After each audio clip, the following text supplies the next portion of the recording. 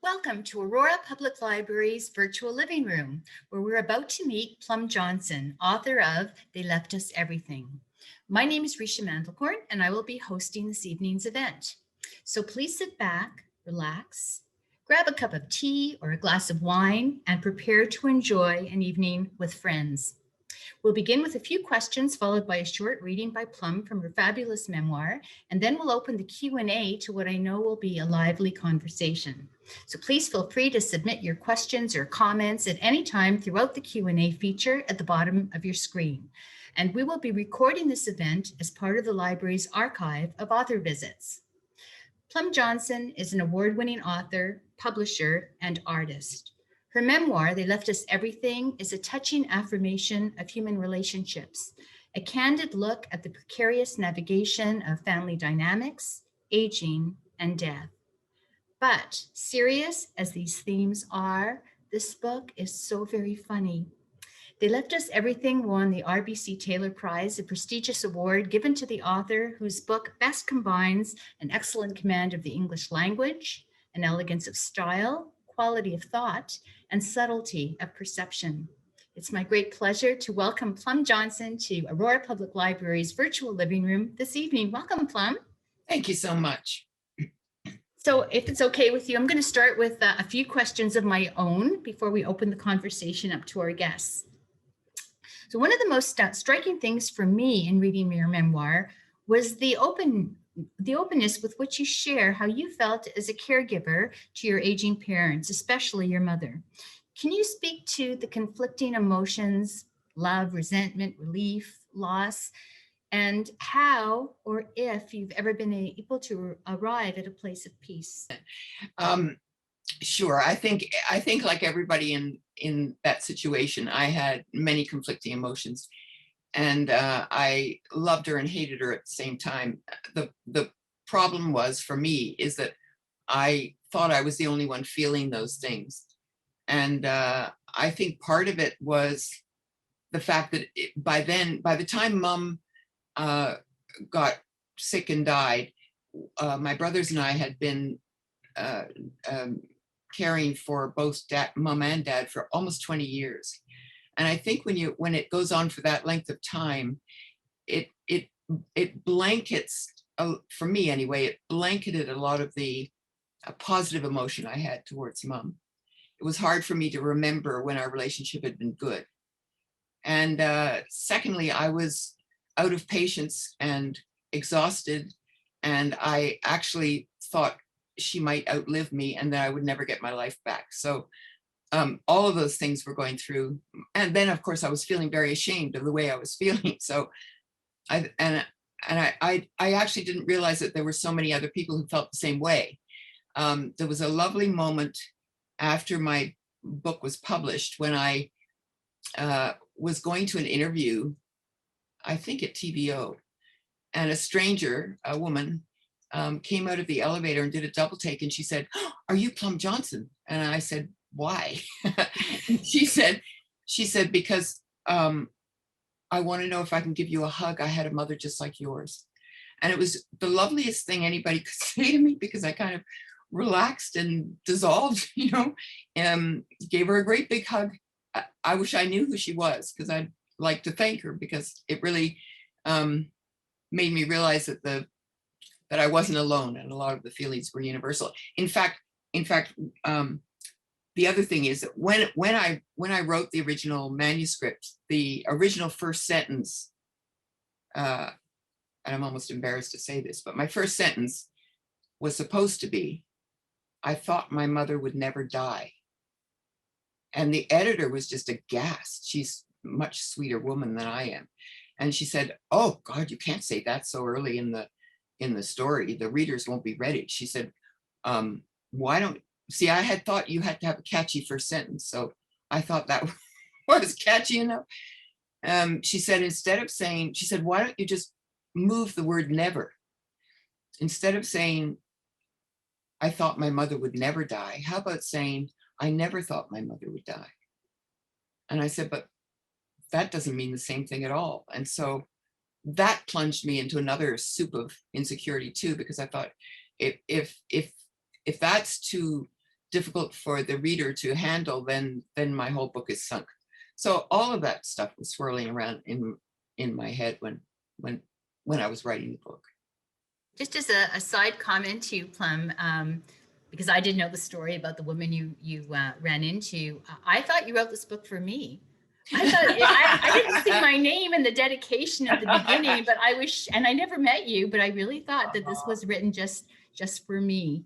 And so that's why I'm so excited about our conversation, because I've really been wanting to meet you and actually to tell you that.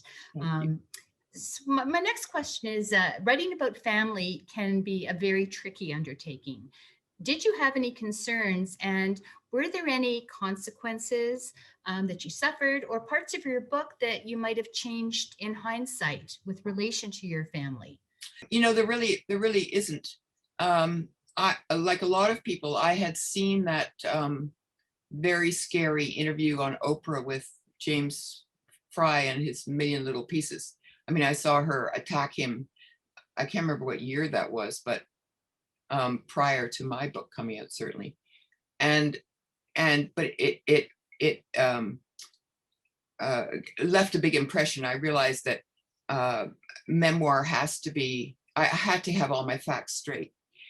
And I also, I was very cognizant of family reaction, but also the peripheral characters. So whenever I wrote dialogue that I attributed to one of the peripheral characters, and by that I mean, for example, Mom's doctor, or I don't know, Pelmo or Tashi, the caregivers, I took that section and gave it to them and asked them to sign off on it.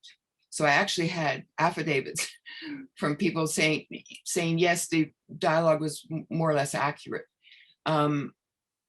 With family members, I had promised them that I would show them the manuscript before it ever got published, and that if there was anything that they objected to, I would take it out.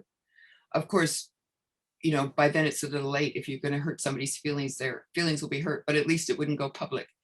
And with my brothers, and I asked them to help me correct any inaccuracies. And so there was actually, I think there were only two things. Well, my brother Robin surprised me by sending the manuscript back with fiction written down some of the margins. And I would say to him, you know, what do you mean fiction? And he'd say something like, you didn't find that in Mom's bottom drawer, you found that in her, you know, closet. And I'd say, oh, that doesn't matter. And he'd say, well, did you want my help or didn't you? Or sometimes I'd write, good catch, thanks. And other times I'd write, you know, what family did you come from anyway? So it was, in fact, that the copy, that particular, his copy, because I sent them each a separate copy.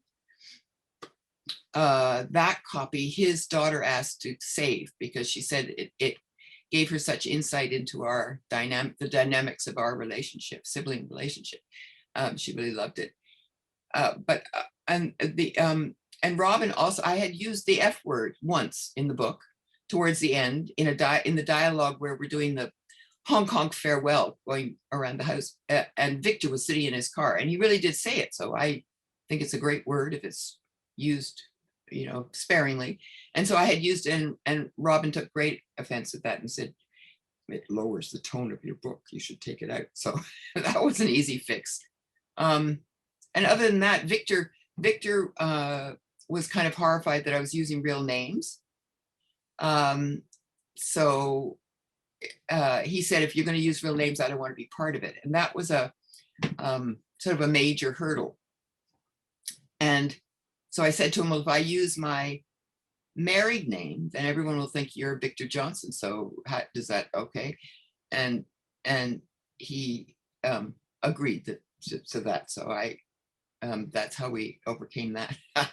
But I think mostly I had a bit of a problem with one of my daughters who objected to some of the dialogue that I'd given her in that scene with going to Florence. And so in the end, I kept going back and forth. You know, I didn't say it's, I said that's or whatever. it went back and forth for so long, I finally just said, you write it.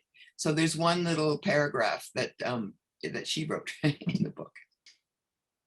So you wrote of your mother, and I'll read this. I had more than 60 years to ask questions, but the questions didn't form until after she'd gone.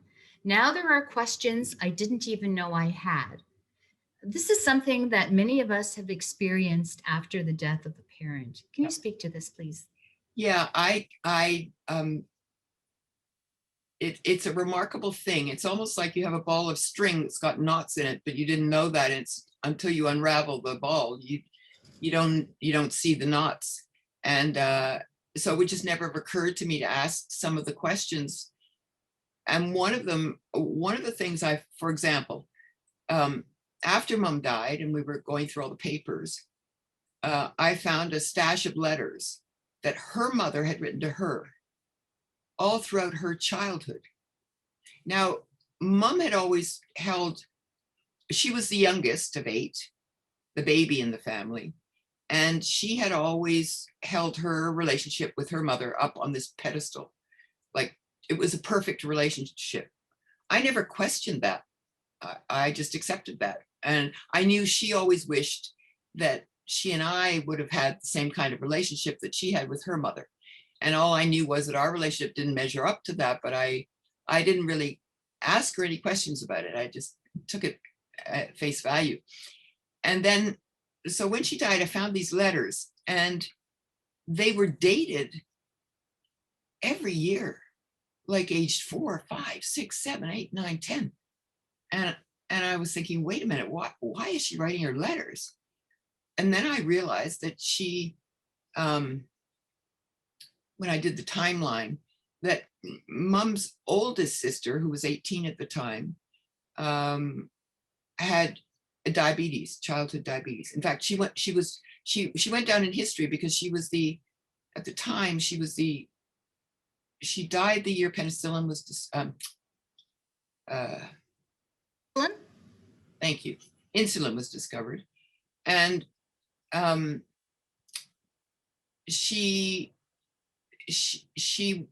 they traveled all up and down the East Coast trying to find her a cure. And there were some letters from a friend of my grandfather saying, we found there are these 2 doctors in Toronto, Banty and Best, and we're taking our daughter there. How about taking Mariah with us?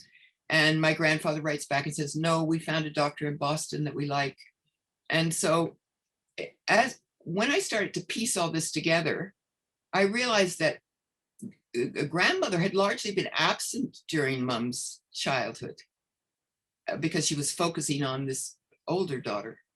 And Mom was surrounded by all these, by her father, she was very close to, and lots of cousins and things.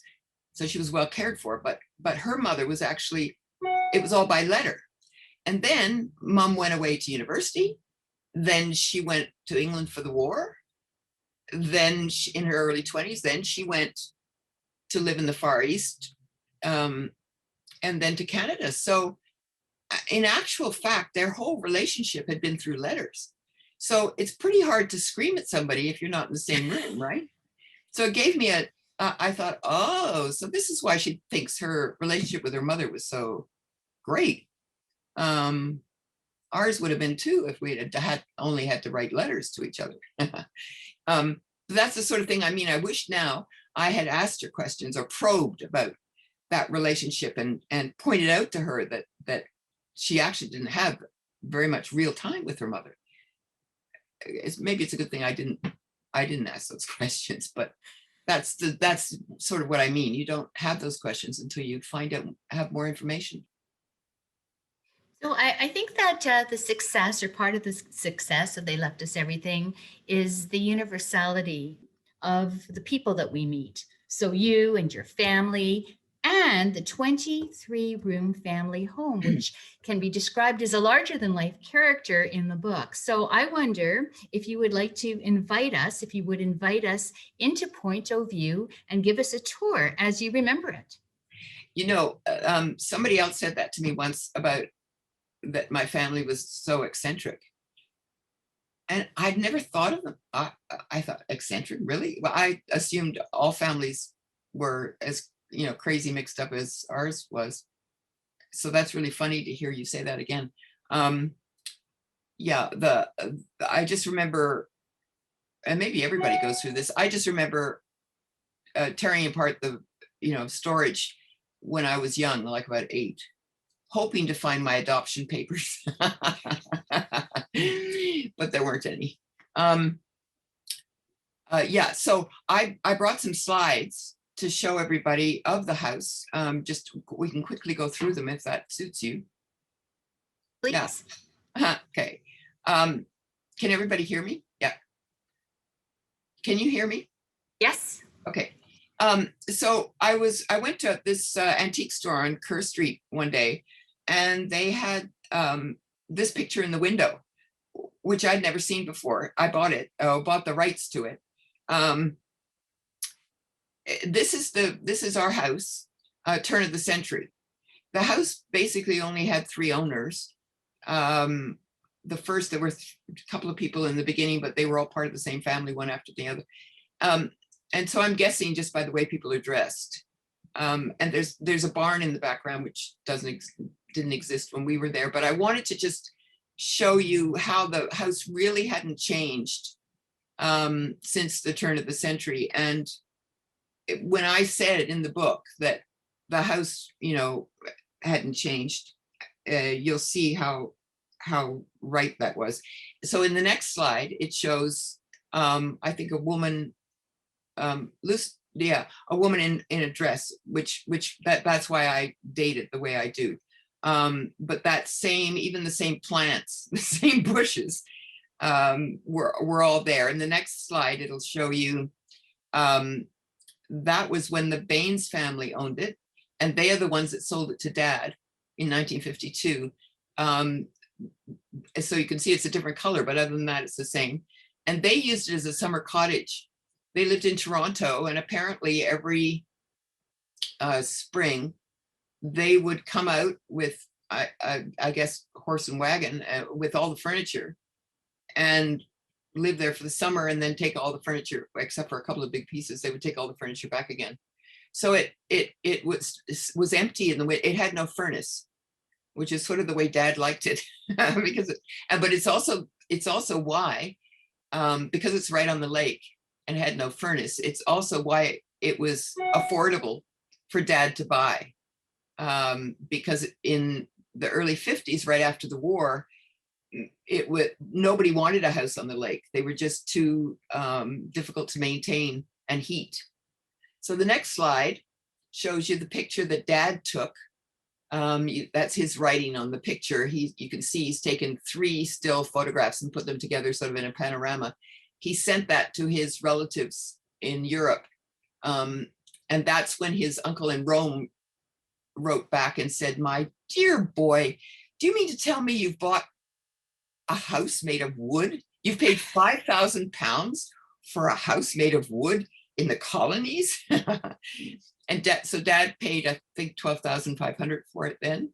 And Mom named it Point of View, and he's put over on the side, Toronto's 20 miles. And it just shows, the first thing that Dad did was put insulation into the front of the house. And in those days, the government paid you to blow in asbestos.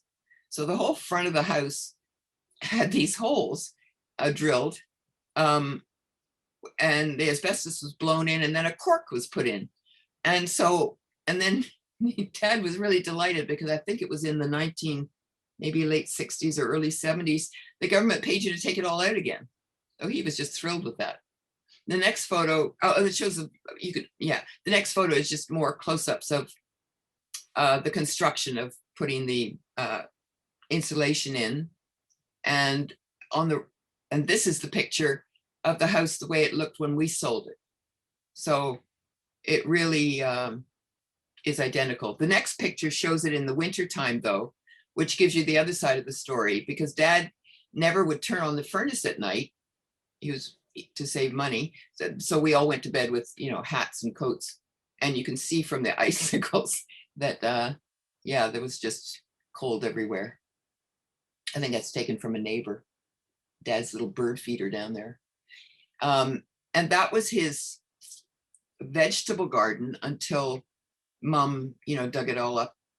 For those of you who've read the book, you know the story, dug it all up and put it in a swimming pool. The next picture shows the side of the, so when I was living there, I took some photographs. And this is one of a storm, just to show to remind me of how my view changed pretty much every day. I mean, that's the beauty of living on the water. You just have this constantly changing scenery. And that's the old lighthouse has been taken down, and that's the automatic one that they have in the harbor. And the next one, I think, shows the ice shelf as it's starting to build out. And there was one year when the lake froze all the way across. But we had huge, when I was staying there, the waves would come right up and freeze on the living room windows. The next shot, I think, shows Robin, reading down by the lake. And that's a calm, beautiful day. We used to swim when I was a child all the time there. But then it became polluted and you couldn't swim very much. And the next shot, that's the side entrance. And that gate that's in that's where people would come by and holler up to Mom, who'd always be sitting on the veranda. This gate, I actually have in my living room, and I have I have the latch, the fox head latch, as a paperweight here in my office. So people would come. Mom felt that we didn't have a right to have the pool to ourselves. And so she had a flagpole, and anytime she put the flag, she let all the neighbors know that anytime the flag was up, anybody could come for a swim. She had a big basket of bathing suits that she kept by the pool. And frequently she would just invite whoever was down by the lake, because families would come from North Oakville down on sweltering days, and they would have lots of kids. And she would just invite them all in and they'd come in through this garden gate, because the pool was just down the lawn there. And that's where I say in my book, I think that we often would come home and find strangers wearing our bathing suits swimming in the pool. The next picture is, that's when, so this is the final day when I had to leave. We'd sold the house. I painted a portrait of the man who bought the house, and I had taken down, originally there was a portrait that I painted of Mom there, and I took that down and hung him up and said my goodbyes. This is in the pantry looking out towards the veranda, and walked away. So that was my last visit to the house as it was. The next picture shows, so that man decided not to live in it, and to gut it and turn it into a different space, open concept. And so this is looking through the front. The contractor invited me in one day. This is looking through the front door. So they took out that mahogany staircase to the left, and they put in an elevator, and they gave every bedroom upstairs its own bathroom, and amazing.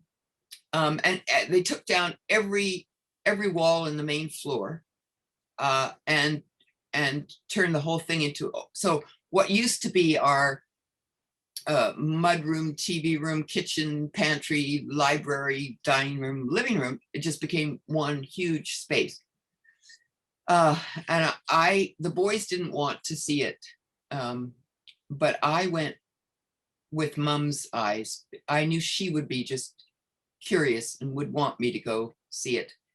The next picture shows the backside, where by the pool, where the windows used to be all these beautiful hand-blown windows. They did a good job of copying the windows, but of course all the glass, that beautiful hand-blown glass, went, because nothing was winterized, so they had to winterize everything, I guess. And the next shot shows the house being lifted up off its haunches they lifted it up about 18 inches to get more space in the basement. And yeah, and so the next shot is sort of the same, just from a different angle. Poor thing, every time I went by, I thought it was like it was having all these knee replacements and heart operations, and I felt so empathetic, and I just grieved it. And the next shot shows, so the one day, for those of you who haven't read the book yet, this is a spoiler, so you should shut your eyes. But the contractor came running over to me and said, "You'll never believe what we found in the dining room." And I said, $1 million, I hope. And he said, "No." And this is the hornet's nest. And the next picture too shows a different angle of the hornet's nest that ran the length of the dining room ceiling. Yeah. So for those of you who didn't believe me, there it is. The next picture just is a street view. It's the last house on the right-hand side at the bottom of Trafalgar Road in Oakville, for people who always ask me which one is it. That's the one. I actually felt badly. So once this house was finished, it went back on the market for triple the price, or almost quadruple the price of what we had sold it for. So therefore it sat empty for about 3 years, and eventually a young family moved in there who had five children, or maybe five, I think. And they had invited me in to see it. And I was really embarrassed for them that the house was getting a lot of attention. A lot of people were walking by. The Oakville Library was taking sort of tours of people by. And so I apologized to her for that invasion of her privacy. And she said, "Oh no, we love it." So she said, "Sometimes people come and knock on the back door, and we're so happy to show them around." So that's a good thing. The next picture shows, I think, another angle of the house. And it's so strange to me because, I know the house is gone. I mean, it's there, but the house that I knew on the inside is gone. But yet in my head, I can, and I'm sure a lot of people whose family homes are still there and they lived in them a long time can identify with my feeling. I can smell each room. I can take myself there at night.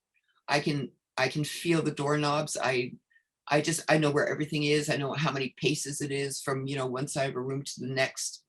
I can go in the dining room and get cutlery out of the drawer. And it's very tactile for me. I know everything. So that house still exists for me. It's just not in,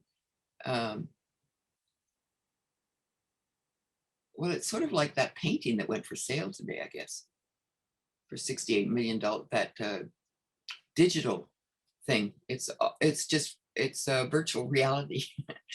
The next shot, this is funny because when at Christmas, Dad used to have one little string of Christmas lights that he would hook up from the garage to the lamp post so that he'd get free electricity. And it had 4 bulbs. It had one of every color.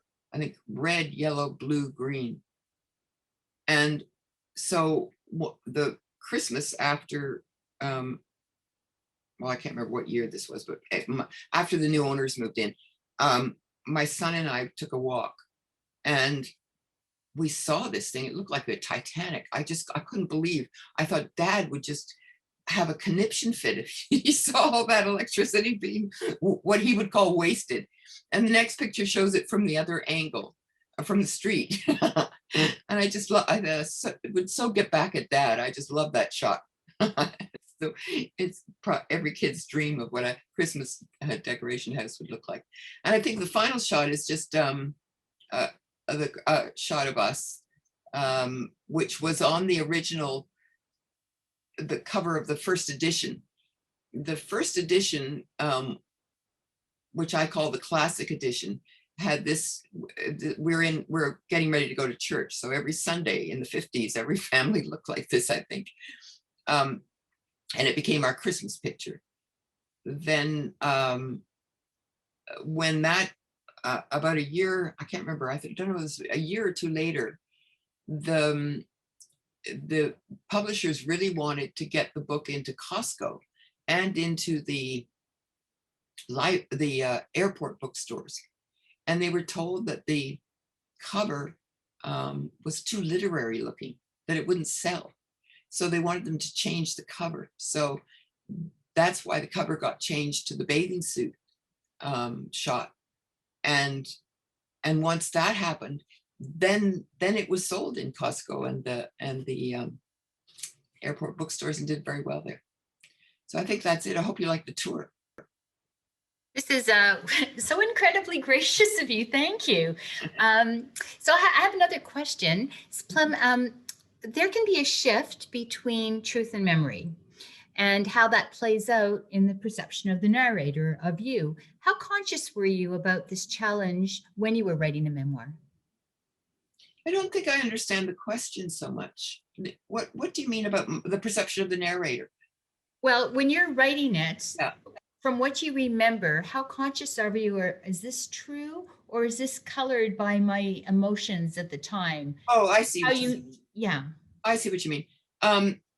Yeah, I wasn't so conscious of it then, except in so much as when my brothers and I differed on a memory. And I decided that if the event had actually happened, then that was enough for me to declare that it was true, because the how it happened and my recollection of it, that's just my truth, my memory. Every sibling is going to have, it's so fascinating. Every sibling is going to have a different perspective of what happened in the family. And part of that is context, because, you know, when, for example, when I was born, Mom and Dad were in the throes of romance. They just married and the war just ended. But you know, fast forward 10 years, and when Victor was born, they were ready to kill each other. And so his memory of Mom and Dad are colored quite differently from mine. And also, when an event is happening, we're all filtering it through our own senses, which are very different, our own sensitivities too. So yeah, that was the yardstick I used. If I questioned, or if they questioned an event, and they would say it didn't happen then, it happened, I don't know, 3 years later, I would change it. I'd say, okay, so it didn't happen then. But the way I presented is that what you mean? Yeah. So it was all, there had to be some basis in fact, and I would ask them to help me correct stuff, and they did. But mainly it was, yeah, if the event happened, then that was enough for me. So Plum, what do you want your readers, our big crowd of readers, almost everybody has read your book. If they haven't, they will be grabbing it right now to find out about the hornet's nest. What do you want your readers to come away with after having read They Left Us Everything? I guess the biggest thing is to forgive yourself if you're the adult child, and having the same feelings that I had about that I knew I'd been dutiful, but I thought I hadn't been. I wished I had more patience when it came to Mom. I kind of used it all up on Dad. And I think the biggest thing is to forgive yourself. The other thing is to, as adult children, don't fight over the stuff, the material things that get left behind, because it's really interesting what I've learned.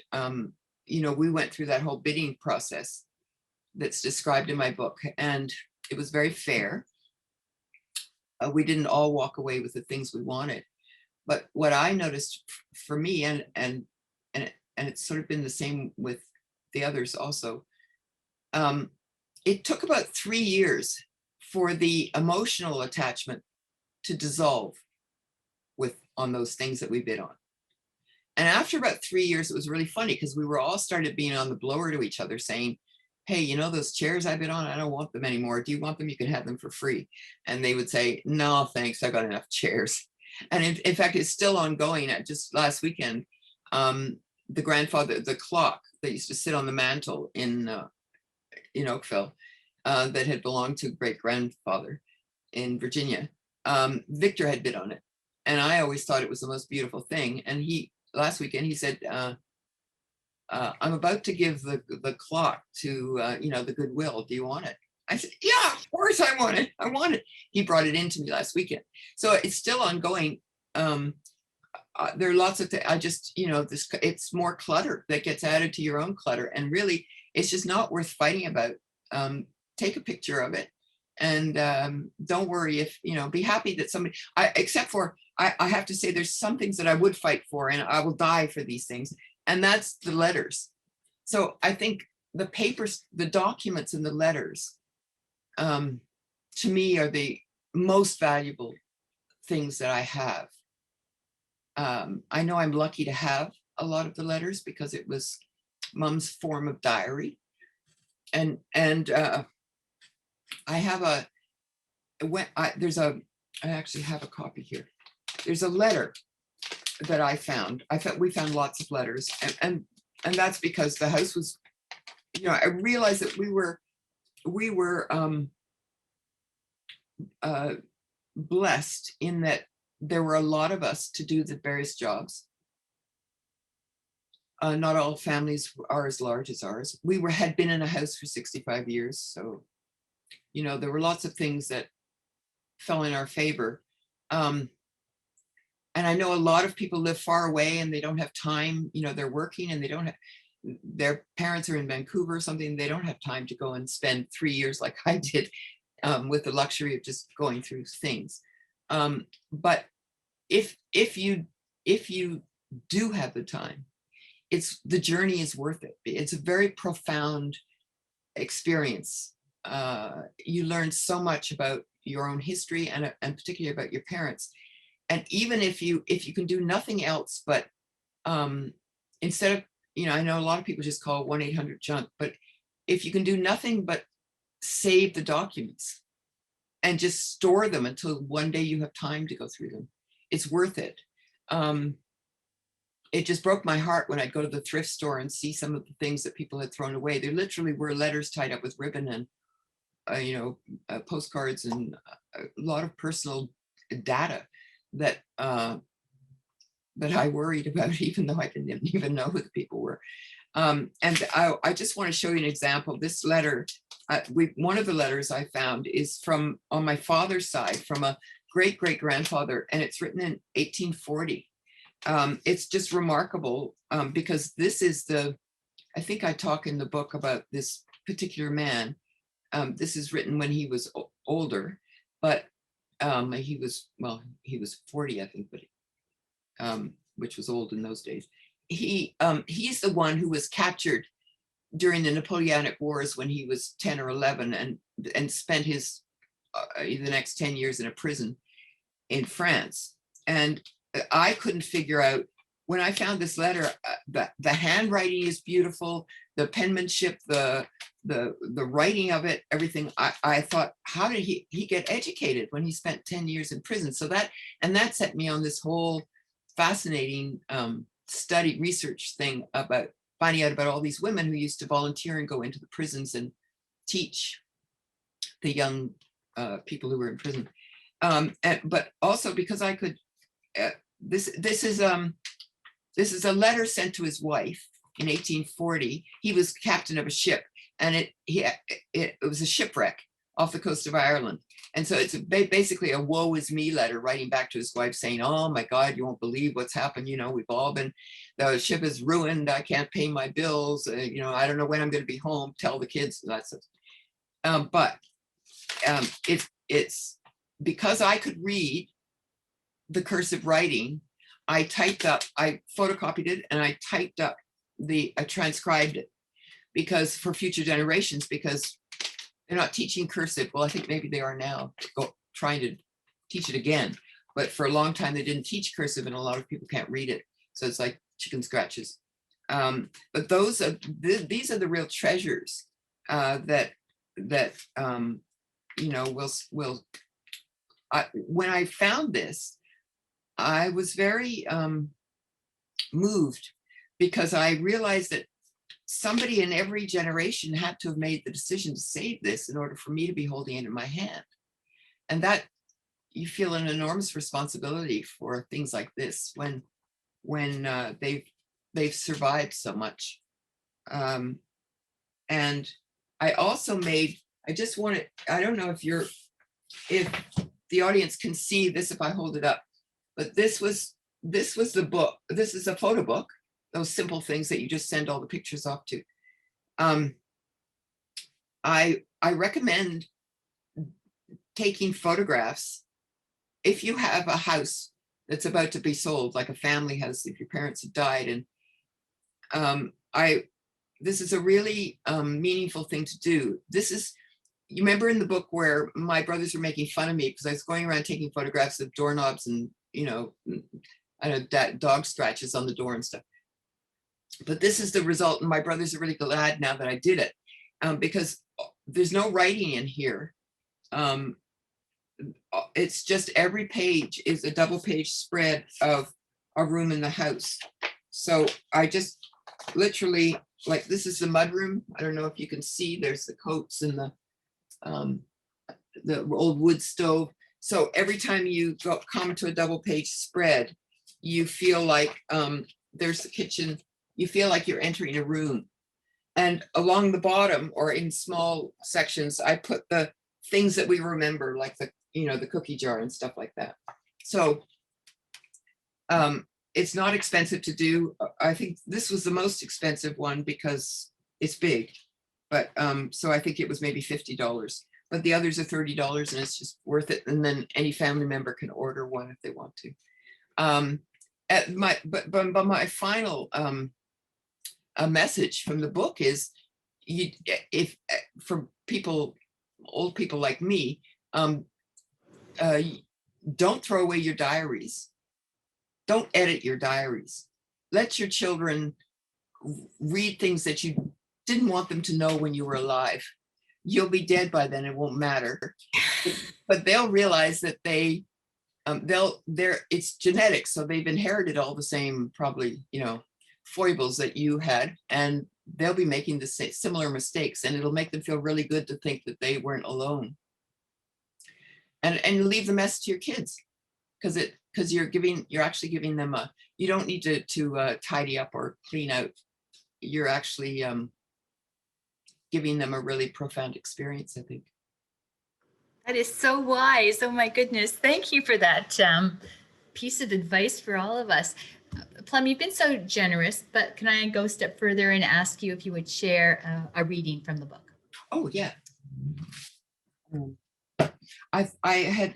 You told me you were going to ask me this, so I've got two short readings. They're each 2 pages long. Is that all right?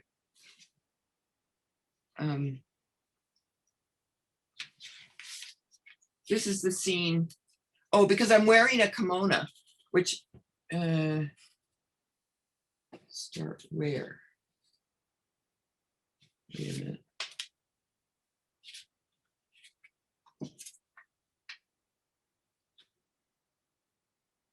Yeah. So I'm just going to stand up so you all can see this kimono, because I'm going to read you a scene from when I went to Florence, and I talk about buying this kimono, and I purposely wore it for you so you could all see it. It's my favorite thing. And this is what triggered it. 10 years ago, when Jessica was studying at the Florence Academy of Art, I was still trying to juggle the duties of being both a mother and a daughter at the same time. Mom was 83, recovering from a stroke, and Dad was well into his Alzheimer's. Jessica called me from Italy one night. I have a crazy idea. Her voice crackled through the phone line. My roommate is leaving for August. Instead of me coming home for the holidays, why don't you come here to Florence? In the background, I could hear the crashing of dishes, the clatter of cutlery, and the shrieks of laughter. Where are you? I asked, noting that it must be 4 o'clock in the morning on her side of the Atlantic. Payphone, restaurant, she giggled. Think about it, we could paint together. I had just seen the movie Tea with Mussolini, so I lay back on my pillow and imagined myself as Judi Dench, floating through the streets of Florence in a billowing kimono with Mum's dog in my arms. I didn't know if I could leave Mum and Dad for 2 weeks, but Jessica's plea gave me courage. I called Mum the next day. Florence, she shrieked, but it's so hot there this time of year. No hotter than here, I said. But it's expensive. It'll never be cheaper. But it's so far away. I know. In my mind, that was the best part about it. I went shopping in search of a 1920s kimono and found one in a vintage shop on Queen Street. I twirled around in front of my bedroom mirror. Mum called back. I've been thinking, she said, why can't Jessica come home and the two of you go to the art school in Halliburton instead? Halliburton, I said, feeling the umbilical cord snap back. Yes, there's a wonderful art school in Halliburton. Mum, somehow Halliburton doesn't sound as romantic as Florence. Said Mum. Well, if you lived in Florence, you would think Halliburton was romantic. I braced myself for her arguments. Mum was so powerful in the art of persuasion that I always acquiesced. This time I wanted to be the mother. I wanted to be with my daughter. I needed to find the courage to disappoint Mum, to put my needs and my daughter's needs before hers. I drove out to Oakville and took the kimono out of the bag. Mum looked wistful and stopped talking about Halliburton. She fingered the green cream-colored silk with its embroidered green leaves. This is the trip I always wish I had taken with you, she said quietly. Then she rummaged in her desk and brought out a small blue book. Did I ever show you this? The title Scribble Book was gold embossed on its cover. Inside its yellowing pages were the pencil sketches she had made of her trip to Italy in 1937. Oh, Mum, I said, I didn't know you'd gone to Florence when you were the same age as Jessica. What happens to a woman's dreams? Why hadn't Mum and I ever gone painting together? I thought about all of Mum's artwork that went up in the flames of Dad's fireplace, and it made me more determined than ever to grab this opportunity with Jessica. I didn't want to be 83 looking back with regrets. Promise you'll call me every day, said Mum. Promise me. A month later, I packed my paints and brushes and was high in the sky with Alitalia, endlessly rehearsing the only 2 words in my Italian vocabulary. Cappuccino per favore. So I'll read, do we have time to read one more short one? Of course. Okay. It's August 12th again, Mum's birthday, and I decide to make her a homemade birthday card and place it with flowers on her memorial plaque. I take my mug of morning coffee and go out through the garden gate, lifting the fox ears on the latch and hearing their chink behind me. Oh, I have to just wait a minute. I have to show you the fox latch, my paperweight. I don't know if you all can see this, but there's the fox, the fox head with 2 eyes is where the screws went through. And then his ears flapped down like that. And so every time we went out the gate, you hear this chink. I should have done that first. I take my mug of morning coffee and go through the garden gate, lifting the fox ears on the latch and hearing their chink behind me. I associate the garden gate with so many memories. When the ears on the cast iron fox flop down, their muted chinking sound reminds me of playing hide and seek with Dad. I can hear laughter, feel my heartbeat as I run, see fireflies in the dusky sky. I also associate it with afternoon tea, a neighbor's head appearing through the bushes, a wicker chair scraping across the veranda, Mum standing up. Hello there, opening the gate, chink, chink. There's a bench by the fence, but I don't sit down. I just stand by the tree and let its energy surge through me. We have such deep roots here. I read Mum's plaque. Anne Armistead Williams, born August 16th, 19... Wait a minute, the 16th? Shit, that's not her birthday. That's the date of her wedding. I race back up to the house, spilling my coffee. I call Victor. There's a typo on Mum's memorial plaque. Her birth date is wrong. Don't get your knickers in a knot, he says. It's no big deal. How could we have done this to her? Didn't you proofread it, he asks. You were in charge of the wording. No, I wasn't. Yes, you were. Well, we have to change it. It's cast in bronze. You can't just take an eraser and rub out bronze. We have to order a new one then. Are you crazy? It's concreted in. I don't care, I say. This is important to me. I have memories of Dad tromping through all the family graveyards in England and Portugal, making copious notes of names and dates on his ancestral headstones so that he could leave us with a genealogical trail back to the early 1700s. Mum's family did the same thing. Her brother built a separate cottage on his property to house the family papers. How many people are going to know or care when Mum's birthday is, says Victor. At least we got the month right. When I tell Robin, he seems not surprised. I hate to tell you, but the last time I was home, I noticed there's an error on Dad's as well. There is? Yep.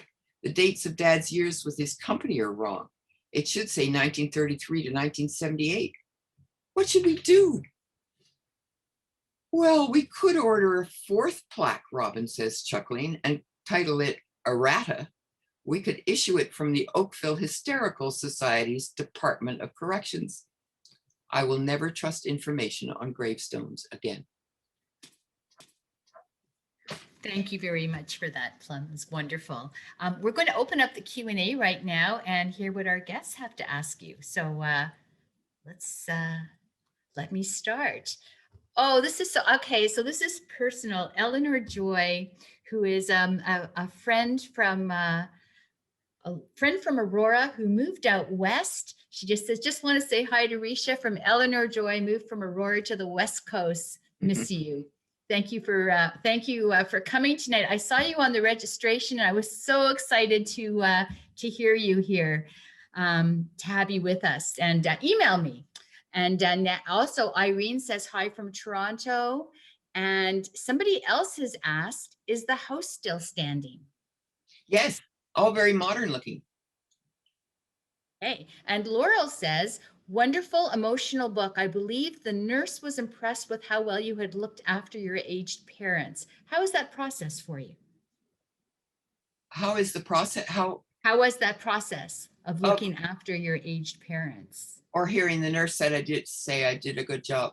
I don't know. That's answer both. It was difficult. Yeah, it was very long. As I said, almost 20 years, and it was tough. I didn't find it so tough, strangely, with Dad, because Dad. It's interesting, you know. I heard somewhere. I don't know where I heard this, that as you age, you lose your learned behavior, and so I thought that was interesting because Dad, I figured Dad was born a really sensitive person, and learned to be really tough and disciplined and sometimes ruthless. And that all fell away with Alzheimer's and age. And he became this really sweet, sensitive person again. And then I thought about Mum, and I thought she learned to be sort of diplomatic, and that fell away when she got older, and she was just feisty and spoke her piece. And so, yeah. So I found it easier with Dad because he was so grateful for the care. Mum just fought it all the way, and it made it really hard for everybody around her to cope with that. I understand it better now, the older I get, of course, because now I'm suffering some of the same aches and pains. You know, I can't do all the things I used to do. I can't run as fast. Now I'm starting to worry about the price of gasoline, just like she did. I go, what? It's up to 2 cents. So I understand better now. But also what's happened in recent times is that all of the bad times with her at the end have fallen away. And now I can remember how wonderful she was to me when I was a young mother with my children, how many times she came to my rescue and helped me raise them. And so all of those feelings now have come. So now she's back up on a pedestal. I put her back up there now. Kathy asks, what lake was it? Oh, it's Lake Ontario. It's Oakville, Lake Ontario. I don't know where Kathy is from, but yeah, just outside of Toronto. Irene says she loves the tour, and she also says, forgive yourself. Also, would you say forgive them, Mom? Yes, of course. Yeah. Laurel asks, how did you decide what information to include in the book and what events not to include? Yeah, that's a really good question. And it's always tough. I tend to put far too much in, and then I have to cut back. And I'm working on a new manuscript now, and I've done exactly the same thing all over again. So I'm incurable probably. I know that a lot of writers do an outline first, and they have a very strict map, and I'm sure that saves a lot of time. But that's just not the way that's not the way I write, or the way I think. So it went through. It took a couple of years. It only took me about 9 months to put it all down there, but then it took 2 to 3 years of editing, and really that old expression, killing your darlings, the parts that you hang on to. In fact, I had a really good editor towards the end who tricked me into thinking that I was going to keep these precious bits that I liked the most. She kept just pushing them to the side. And she didn't tell me until sort of the 11th hour that they were all going to have to go. By which time she knew I'd be so exhausted that I'd just say, okay. And not fight her on it. And of course, it made it a better book. And also, I should speak about this one remarkable person who turned out to be an editor, though that was not her original intent or her original job. It was when the book, as it was being published in Canada, it was simultaneously being sold in the States to another publisher, and there was a bidding war going on. And there was a very small publishing house in the States that had tried to bid, and the bid was just so much lower than all the others that I was advised not to take them. But in the meantime, they were it was a new editor. She had just started there. She was pitching it to her superiors. She loved the book, and she said she thought she could get more money if I made a few changes that she would suggest. And this was a Friday. The what they call the galleys, the sort of final proof in Penguin in Canada was coming out the following Wednesday, I think, and but hadn't yet gone to press. And this woman sent me. So I said, yes, I'd be happy to look at what she was proposing. She sent me a 10-page detailed list of suggestions of how to shift a couple of chapters around in the book. And it electrified me. I read it, and it was like a key had been turned or something. She was absolutely right. Nobody had seen that. And I certainly hadn't. And I did not sleep all weekend long. I sat in my kitchen. I had all these stickies up on the I have a huge mirrored wall in the kitchen. And I had all these stickies of the chapters, and I was moving them around like she told me. And it was like brilliant. And so I had my agent call. I was going, yes, yes, yes. This is what needed to happen. And I mean, the book was okay before, but this just put it over the top. And I called I had my agent call Penguin asking them to hold off on the printing of the galleys because we wanted to make these major changes. And I stayed up all weekend long, completed it by, I don't know, 8 a.m. on Monday morning or something, sent them to Penguin. They did it. And then her superiors told her she couldn't bid on my book. So she actually, I've stayed in touch with her. She knows how grateful I am to her. And she's since gone on to be the head of another publishing company in the States. So her career has taken off. But because she was quite a junior person then. But her insight into how to tweak the book so that it was just right. And the timing was fantastic. It was a bit late, but it all fell into place. And I really feel very grateful to her. I think she deserves a lot of credit for the flow of the book, because I had a lot of insecurities about what the book was about. People would, in fact, the marketing team would try and rehearse me for interviews saying, okay, now tell us what the book is about. And I'd say, well, it's about cleaning out a house. And they say, oh, you can't say that. Nobody wants to read about cleaning out a house. So, and I think, well, that's what it is. Of course, it's cleaning out a house.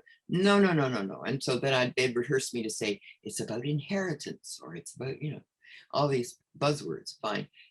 We did all that. But I really, there were so many different themes in it that I actually didn't know what it was really about. This is an interesting question. Have you found peace? Yes. And I'll tell you that the year before Mom died, she called me and I was so fed up. She called me all the time, like multiple times per day. And I was so fed up on this particular, she called to say happy birthday. And I was so fed up with her that I didn't pick up the call. And so she left a message. And the message says, happy birthday, my darling. I'll call later. Click. And you can hear her oxygen machine in the back going like this. And do you know that was, what was that, 12 years ago or something? It's still, I can't bear to erase it. So Bell hasn't kept up with us yet. They don't have if they would only charge us to archive messages, but they haven't cottoned on to that. You can't archive them. So every 2 weeks, when I go to pick up my messages, it says, I have to listen to her again before I can delete or save or whatever. So every 2 weeks I hear her say that. And sometimes it happens on my birthday. And it usually happens, she shows up when I need to hear her voice. It's beautiful. It is.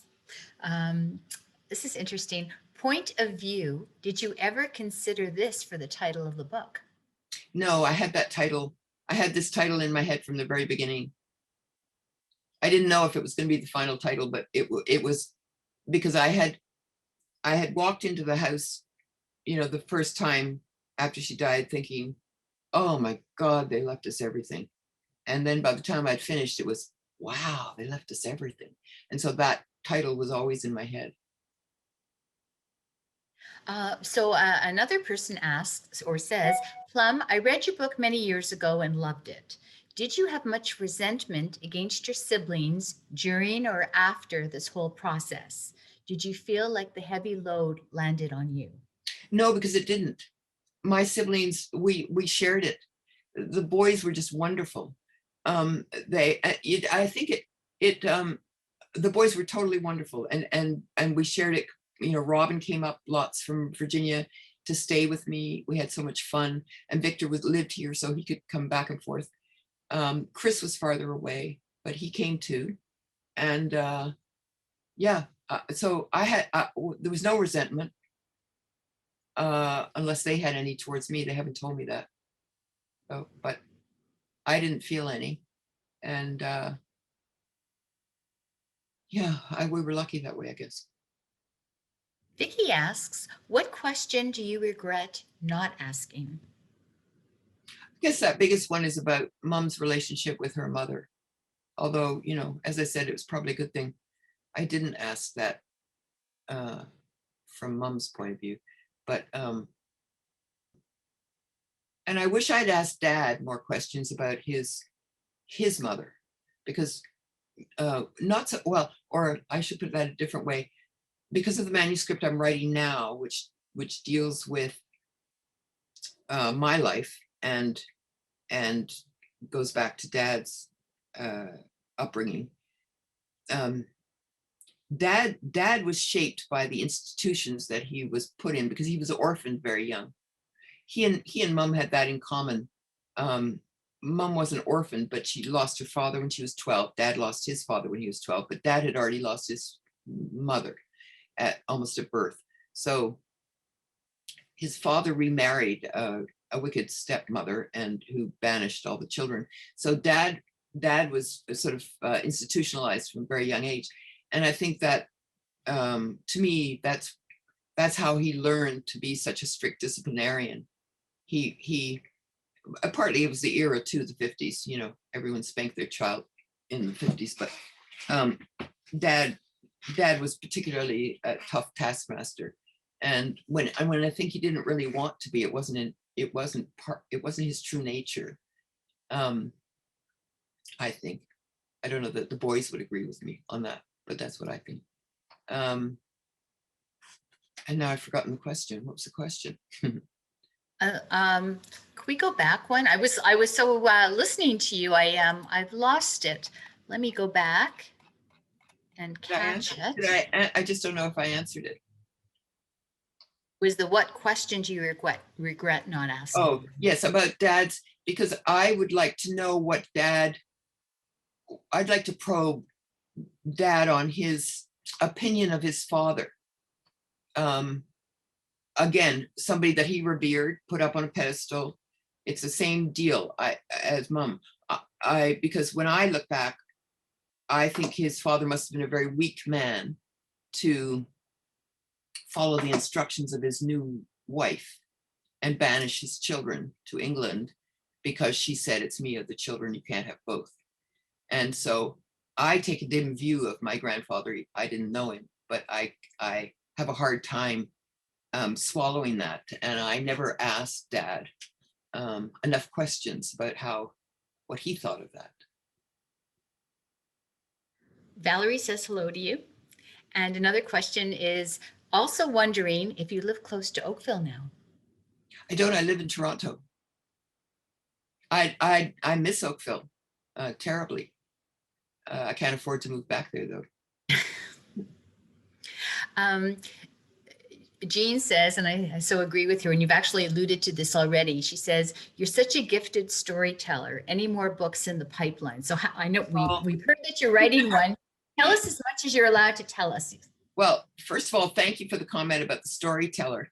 I should tell you that the audiobook company, can't remember the name of which one, that published They Left Us Everything in audiobooks. I auditioned for the part of reading the book and I didn't make the cut. So maybe I'm not such a great storyteller after all. I sat in a closet with a tape recorder to muffle all the sound, and I didn't, my performance wasn't good enough for them to let me do it, sadly. What was the other question? Any more books in the pipeline? Oh, yes, I do. And it's been in the pipeline for far too long. I think I started it more or less right not in 2016. So I'm maybe a 10-year book girl. I don't know. It's probably going to be 10 years. I mean, another, yes. Where are we now? 4, 5, 6. Well, yeah. I'm really struggling with it because it's about my romances. And I tried to choose men who weren't alive anymore. At my age, you have lots to choose from. But there are a couple of old boyfriends who are still alive, and so I'm struggling with that privacy issue that, revealing too much or I've changed names, but this is new for me because I didn't struggle with this in the other book. But this one, I am struggling with how to present people that I care about, and still tell the truth about what happened. Yeah, so this. I'll just say right now, on that one, we are definitely having you back. No question. Yeah. Valerie said, I found your book very interesting. I know you talked about your name in the book. Can you tell us about it again? The plum, that was a name that I was given. Well, in the book, I say that Dad wanted to name me Victoria, being British, and Mom, being witty, or trying to be witty, wrote back, because we found this in a letter. He was still in the Far East, and she had left. She'd gone. She was pregnant with me, and just when the war ended, but his war hadn't ended yet because he was in the Pacific. So she, pregnant, went to Virginia to give birth to me, and then took me out 6 months later to meet Dad for the first time in Hong Kong. And but so she sent him a telegram, I think, when I was born. He received it on ship, and he suggested naming me Victoria, and she wrote back and said that Victoria was far too British sounding, but if he insisted on naming me after a plum, then how about a sweeter variety, which would be sugar plum? So that's how that name stuck. And I have to say that my Southern relatives, where that you often find double-barreled crazy names, which reminds me of a story. Crazy names. They still, when I was young, they called me Sugar Plum. Come here, Sugar Plum. I was just so grateful that the sugar fell off. But it reminds me of a story when I say crazy names. When Mom took me by ship to Hong Kong to meet Dad for the first time, they stopped the ships. It was still like a warship that hadn't been fully converted. So all the mothers were in apparently this big dormitory, the way she describes it. And it was a troop ship. That's what I'm trying to say. And so there were just bunks, sort of, and all these women with babies, going back to loved ones in the Far East, with instructions which Mom saved, which I've still got, telling you how to pack a dirty diaper in wax paper and putting it in your suitcase. Can you imagine? Anyway, they stopped off in Hawaii, and Mom befriended on the ship this woman named Notre. Notre had a little baby boy named Billy Boy. And Mom said, ask Notre how she got her name. And she said that her father had been, she was from West Virginia, and her father had been at war in Paris when she was born, and got this telegram saying that the baby had been born, and the wife saying, what should we name her? And her father had said, well, I've just seen the prettiest little church. It's called not Notre Dame, which stands for Our Gal. So why don't we name her Notre Dame? So she was called Notre Dame. Thank God. I shouldn't say that. I'm happier with Plum. Plum sounds pretty good. How long after your mom passed away did you start writing the book? And did you consider that you would be writing about them while looking out after your parents? No, it never occurred to me to write. I wasn't looking to write a book, and it didn't occur to me to write until I was at her house after she died. Right away after she died, I moved out there, and the house didn't sell, and that's why I ended up staying there 3 years, or 2.5 years. But I was just moved to write it by what I was finding in the house. Lydia asks, if you nurtured your parents for 20 years, how did this affect your family life? It's a good question. It is a very good question. My children, of course, were all older and had and were moved away by then. They were in various stages of whether they were at university or working in New York. Or one of them, Carter, was overseas. So when they were here, they were totally supportive. They really, you know, looked after themselves and looked after me.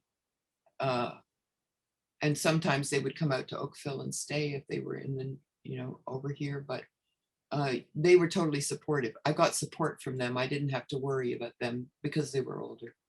Yeah. This is a comment. Your story resonated with me as I read it while my 3 siblings and I spent 6 months cleaning out our parents' house after their deaths. Even though we weren't raised in their last house, it carried over 60 years of memory. That speaks to the universality of what we all, I think, felt when reading your book. Mhm. And the next question is from Yana, and thank you for this generous interview. How long did it take you to write the book? It took 9 months to pour it all out, and then another 2 years, 2 to 3 years of editing. Yeah, the editing process is a very I like it.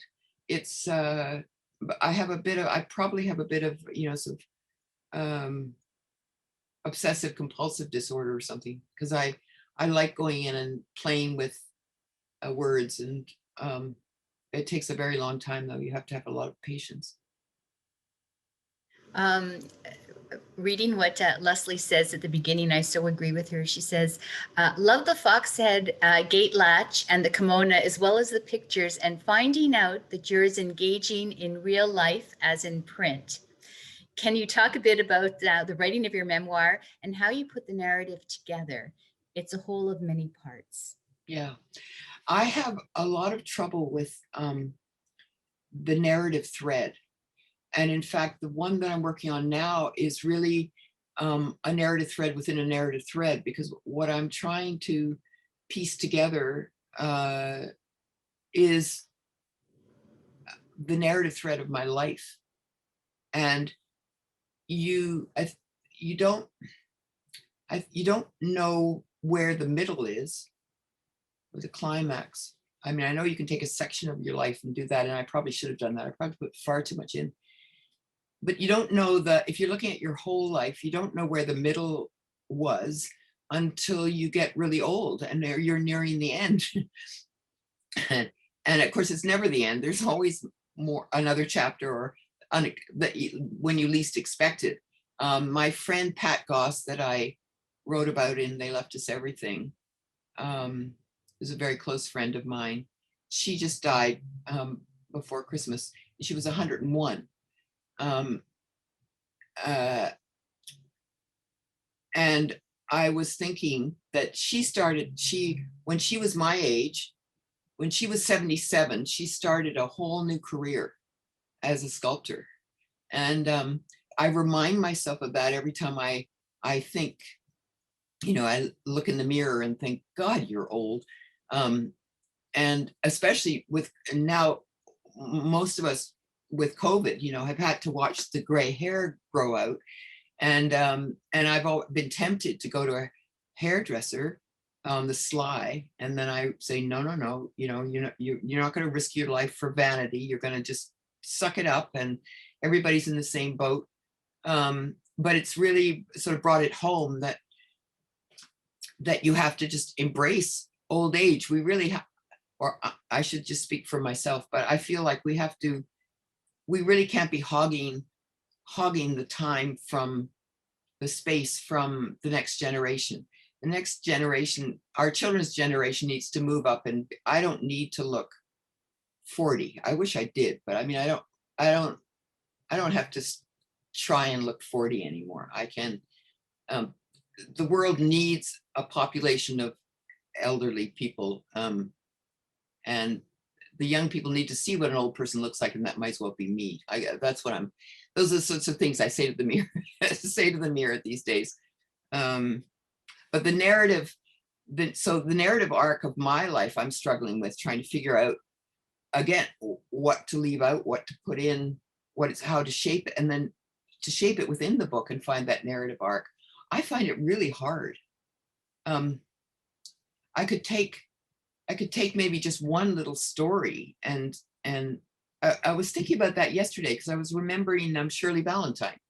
I thought, why can't I have a life like Shirley? Why can't I just write a story? Why can't my life be like Shirley Valentine, where I just, talk to the wall, take a trip to Greece, ride off into the sunset with a handsome, hunky Greek man, and that's the end of the story. A wonderful story.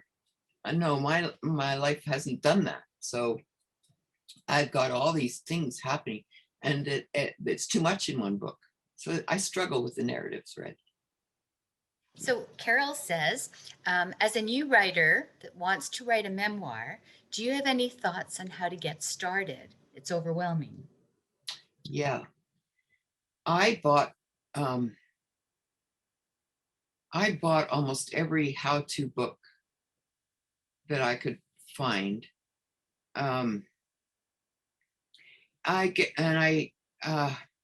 There's some really good books out there to, if anyone wants to write to me via my website, and I'll send a list of the books that I have in my library, the ones that I think are the really good ones. Just send me it's plumjohnson.com. Just send me a message and I'll get it that way. I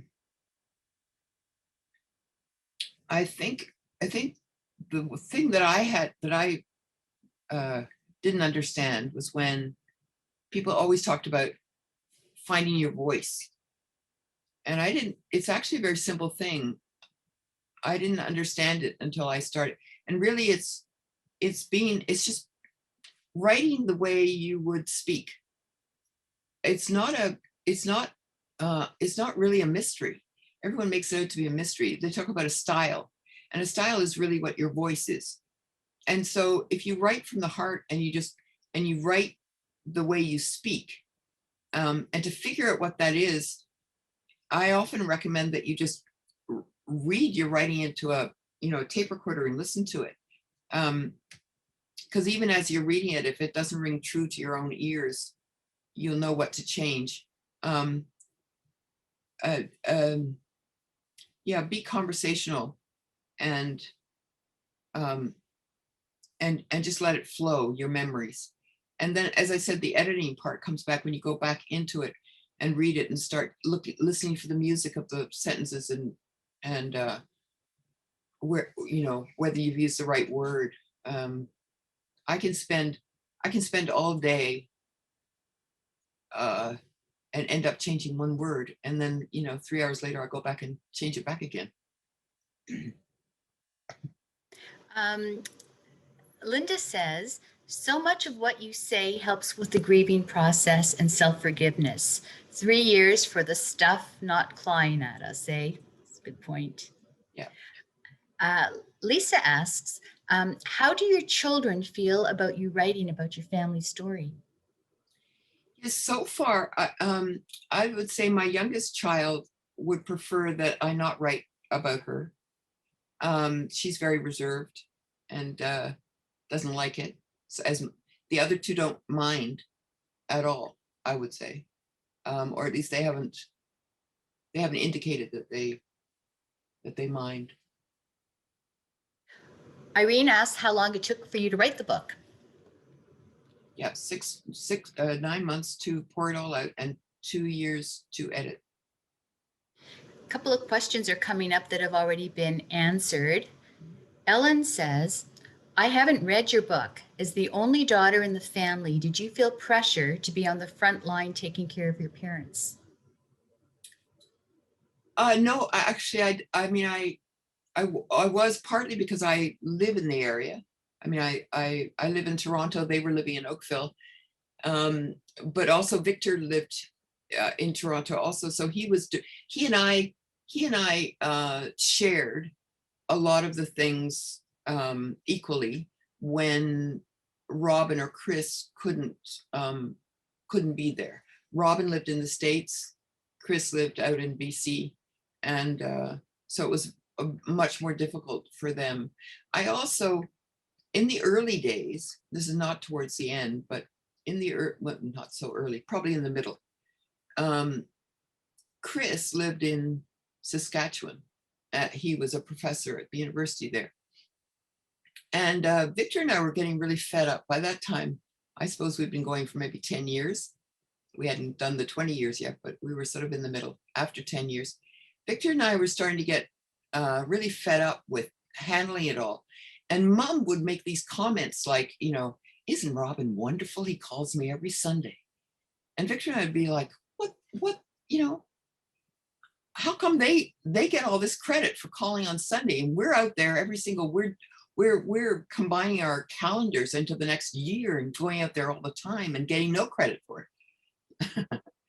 So it helped that I was the oldest, I think, and the only girl and the oldest, because then you can be sort of bossy and they listen to you a little bit. But anyway, I finally said to Chris and Robin, Victor and I are moving to Fiji. We've done this for 10 years now, and it's your turn. One of you has to move back here because Victor and I aren't going to do this anymore. And I don't know that I actually expected them to agree, but lo and behold, Chris left his job in Saskatoon and moved to Toronto and got a new job and had been there about 48 hours when he realized he'd made a huge mistake. So he told me. But he, bless his heart, he actually did that.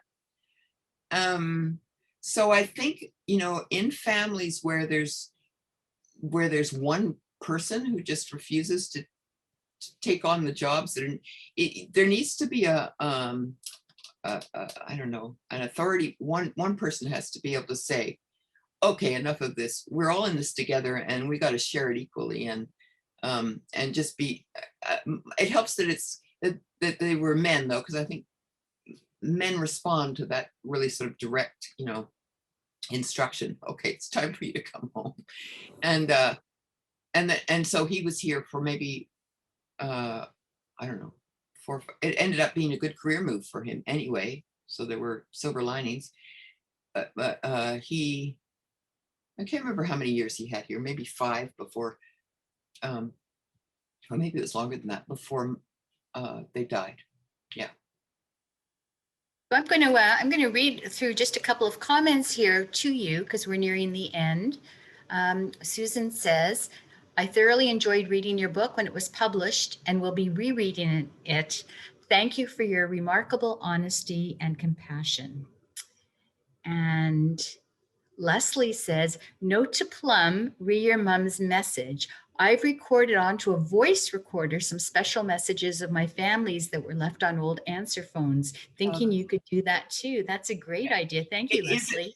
It is. Yeah. Thank you, Leslie. That's a great idea. And also it reminds me that the other piece of advice, and Leslie would probably agree with me, is while your parents are alive, record their voices, because I wish I had done that. I wish I just put my cell phone in the middle of the dining room table while a conversation was happening, just so that I could hear mom and dad's voice. I have mom's because it's on the answering machine, but I don't have dad's.